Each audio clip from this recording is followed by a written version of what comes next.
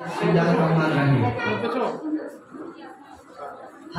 Chief Guest, Additional Deputy Commissioner, respected teachers, and my dear fellows, Assalamu Alaikum.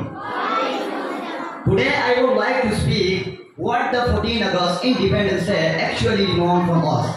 As Islam put two paths in front of us, one is right path and other leads us to the wrong. And it's up to us which one we choose. And to choose right is the demand of the time. I will mention here a quote of John Milton. What though the field be lost?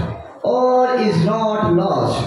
The unconquerable wealth and the study of revenge in mortal head and the courage never to submit are ye. Mr. President, let the audience know that every seed that sprouts, every flower that blossoms, every wave that glides, every star that twinkles, every dawn that breaks, every snow that falls, and every wind that rains pronounces highly and announces loudly that He is inside us, and so is heaven. Mr. President, the prince of Machiavelli, the poetry of Ulama Iqbal, the dirty politics of Nehru, the positive politics of Faizazam, the struggle of Gandhi and the efforts of Sir Syed Ahmad Khan proclaim that He is inside us, and so is heaven. Mr. President, from the drama of the firstborn on the screen of the first creation to the interesting game of the creation of universe, from masking the angels to go before Adam to appointing them as caretaker of Him, from making them the in charge of heaven to appointing Him as wise talent of God,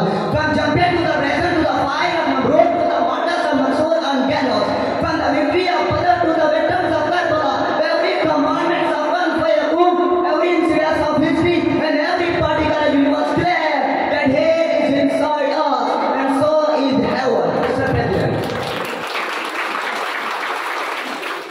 the atom bombs and Hiroshima and Nagasaki and the decline of great Roman Empire, empire and whole kingdom, and the bottom of Hira. I weep upon the fall of Hiroshima. I weep upon the fall of Damascus. I weep upon the fall of Dhaka. I fall upon the thoughts of life. I believe, Mr. President, my Kashmir is bleeding, my Palestine is bleeding, and my Karbala is still bleeding.